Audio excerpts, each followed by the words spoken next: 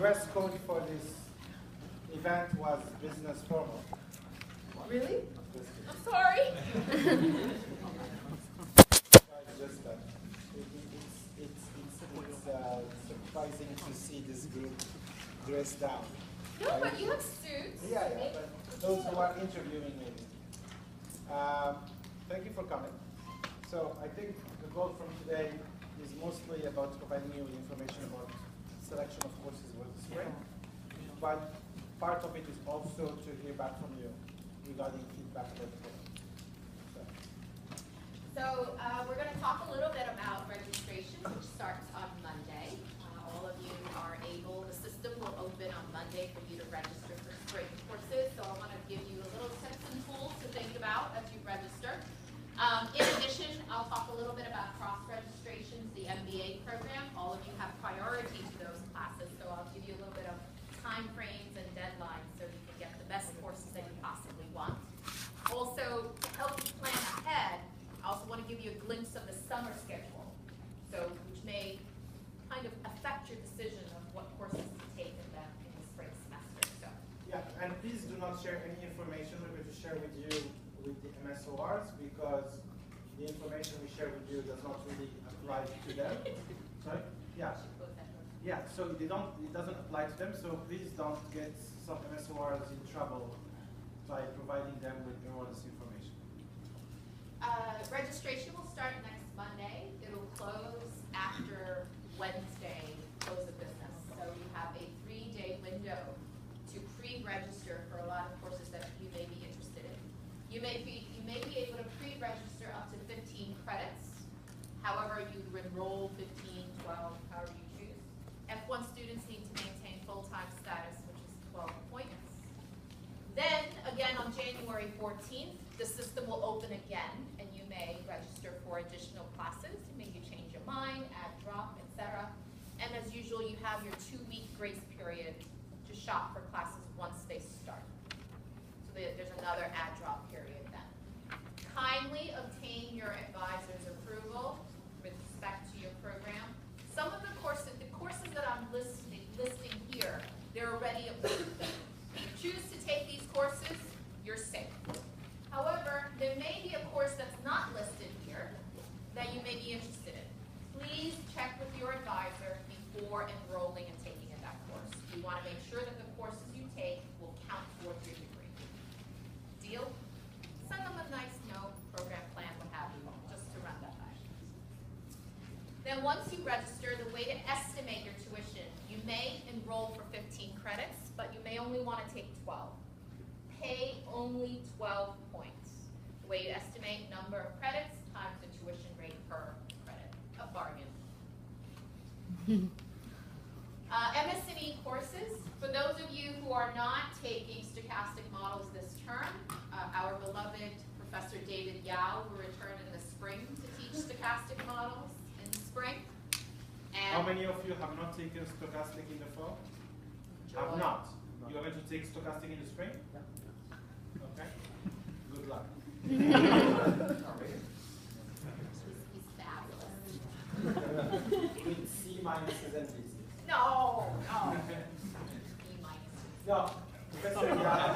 Sorry? What were you saying? I said B minus. Yeah. So Professor Yao is more challenging than other faculty in terms of stochastic models. So you will learn more. That's the point. He's very good. He's my advisor. I can't say anything negative about him, but he's demanding. So you would need to take 4106. If you have not taken 4004, which I hope there's no one in that boat, you will need to take that as well. URI is teaching it again this spring. And for the continuation of operations consulting, you do not need to register for the course. The course that you register for this semester will carry over. And the course is meeting on Thursday evenings. Okay, so there was a question about that, which we will have to discuss offline. No.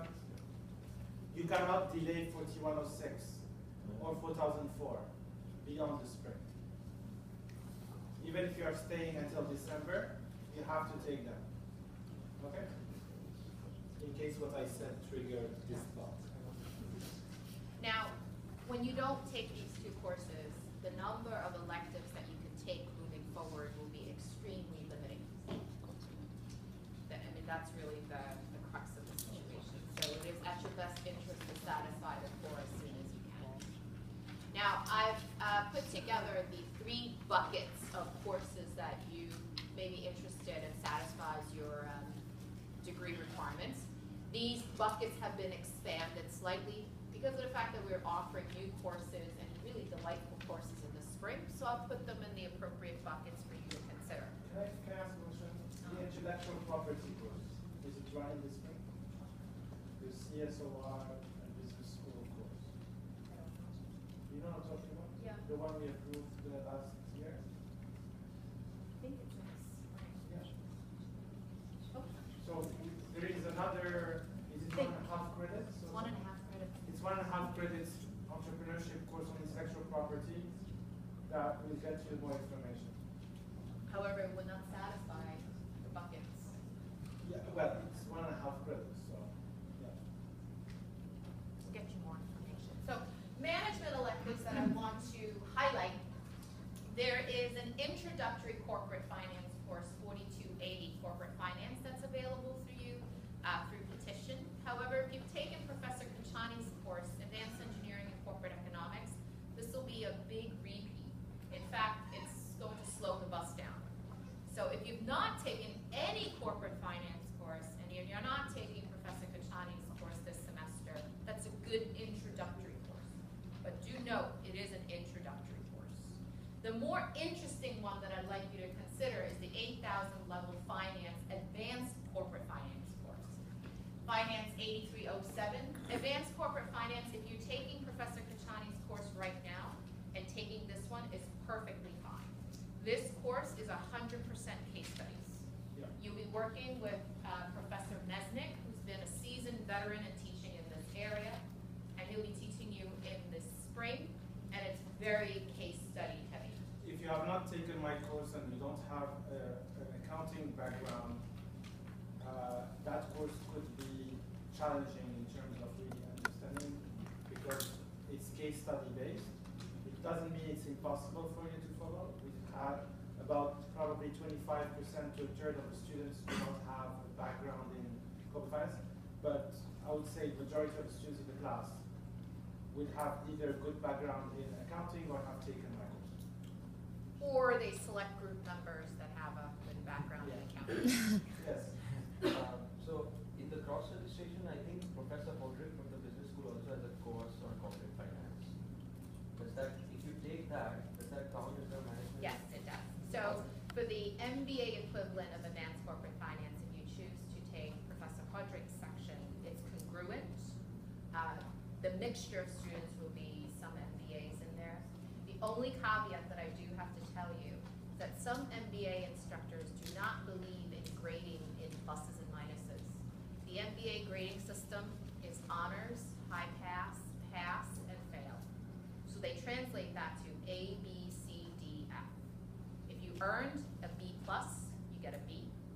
Or conversely, if you earn an A minus, you get an A.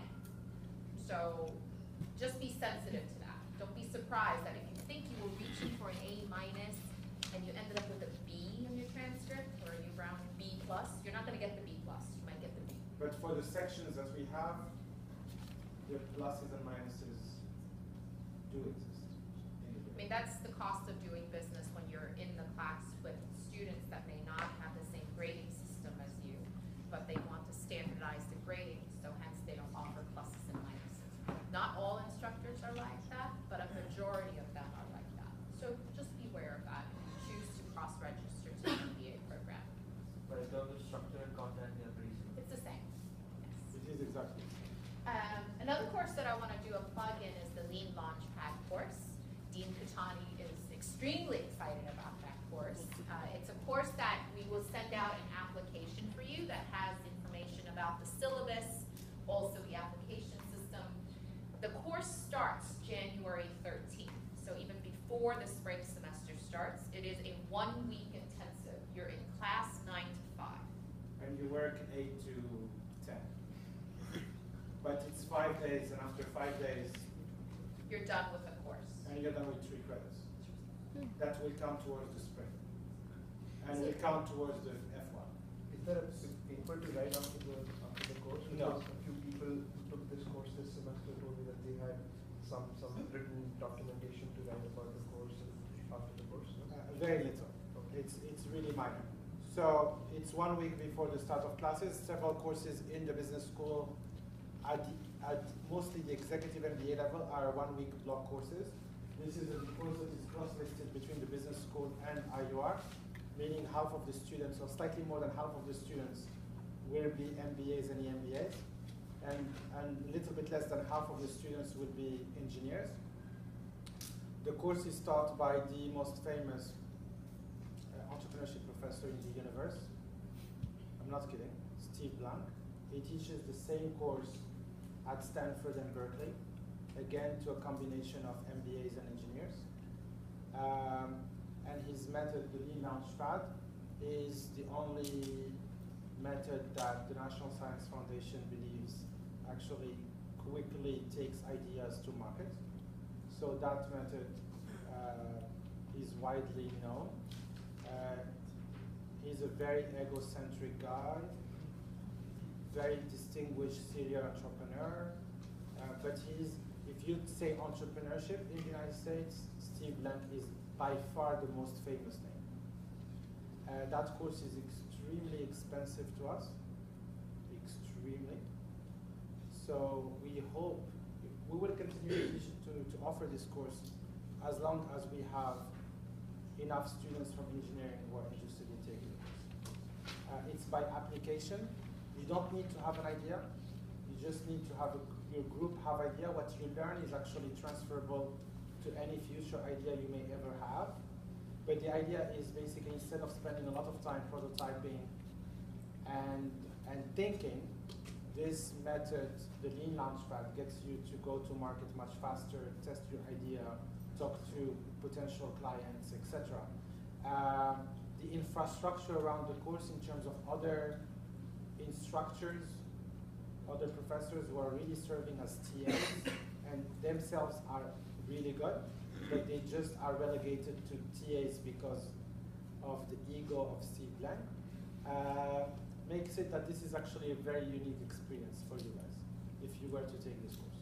So if you are interested in entrepreneurship, or maybe interested in entrepreneurship in the future, I would very seriously recommend taking this course. But it's an application process and you have to be put in a group and it's very intense during that week. But the flip side of this is after the week, you're done with 3 credits. And you can enjoy your spring break, etc. This Yes. may be an attractive option to especially MSNE students. In addition to your 4 registered courses, you also have Professor Kachani's course in Ops Consulting, so it feels like 5. So this may be, I mean, it shouldn't be the only reason why you take the course, but it could be an incentive for you to think about it that way. If you're concerned about having 5 classes in the spring and doing interns and searches, this might be a way to think about lessening that load and get it done earlier. Yeah. Is it only available in Spain or can we take it in Boston as well? So there will be another offering. We don't know when. It will depend on Steve Blank's schedule. I doubt that if we have another offering that it will be a good timing. I think the better timing is January 13 to 17. It's likely that the next offering, if there is one, will be in the summer. And that can be even more challenging because you need a block week. And this is, I mean, you would have to come back earlier to take the course, but I mean, from looking at pros and cons, this is an extremely good value proposition. Yes? How is this course going to be graded? Okay, so when we looked at the reviews of this course for the 2 times it was offered, January and August, the reviews were exceptional. The only things that were a little bit negative, but not much negative, were about people not being fully satisfied with their grades because of